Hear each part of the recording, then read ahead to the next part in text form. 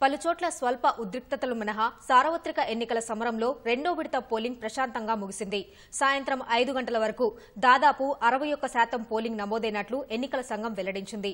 దేశంలోని 13 రాష్ట్రాలు, కేంద్రపాలిత ప్రాంతాల్లోని 88 లోక్సభ స్థానాల్లో 1202 మంది అభ్యర్థుల భవితవ్యాన్ని ఓటర్లు ఈవీఎంలలో నిక్షిప్తం చేశారు.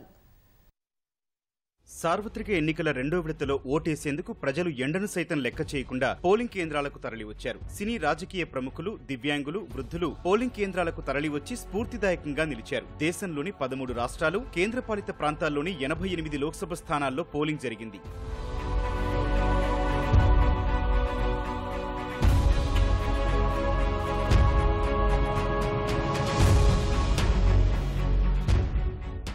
రాష్ట్రాల వారీగా సాయంత్రం 5 గంటల వరకు ఉన్న సమాచారం ప్రకారం త్రిపురలో అత్యధికంగా 77.53% పోలింగ్ నమోదైంది. ఉత్తరప్రదేశ్లో అత్యల్పంగా 52.74% ఓటింగ్ నమోదైంది. అసోంలో 70.66% పోలింగ్ నమోదు కాగా బీహార్లో 53.03%, ఛత్తీస్గఢ్లో 72.13%, జమ్మూ కాశ్మీర్లో 67.22% ఓటింగ్ నమోదైంది. కర్ణాటకలో 63.90%, కేరళలో 63.97%, మధ్యప్రదేశ్లో 54.83% పోలింగ్ నమోదైంది. మహారాష్ట్రలో 53.51%, మణిపూర్లో 76.06%, రాజస్థాన్లో 59.19% ఓటింగ్ నమోదైంది. త్రిపురలో 77.53%, పశ్చిమ బంగాల్లో 71.84% పోలింగ్ నమోదైంది. కేరళ, పశ్చిమ బంగాల్లోని కొన్ని పోలింగ్ బూత్లలో ఈవీఎంలలో లోపాలు, బోగస్ ఓట్లతో కొన్ని ఇబ్బందులు తలెత్తాయి. ఉత్తరప్రదేశ్లోని మధుర, రాజస్థాన్లో బన్స్వారా, మహారాష్ట్ర, త్రిపురలోని పర్భానీలలో పలు గ్రామాల్లో వివిధ కారణాలతో ఓటర్లు పోలింగ్ ను బహిష్కరించి నిరసన తెలిపారు.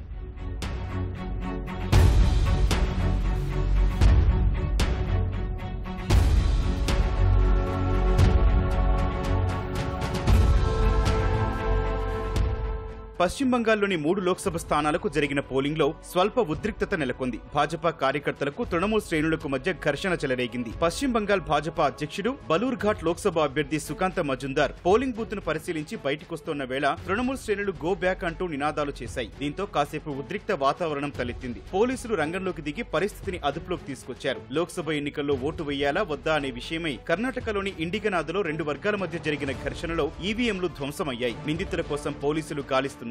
ఇండిగనాథలో సరైన సదుపాయాలు లేకపోవడంతో తొలుత ఓటింగ్ ను బహిష్కరించాలని 2 వర్గాలు నిర్ణయం తీసుకున్నట్టు తెలుస్తోంది. అయితే అందులో ఒక వర్గం తర్వాత పోలింగ్ కు ఆసక్తి చూపడంతో అది కాస్త ఈవీఎంల ధ్వంసానికి దారితీసిందని తెలుస్తోంది. 3వ విడత పోలింగ్ మే 7వ తేదీన జరగనుంది.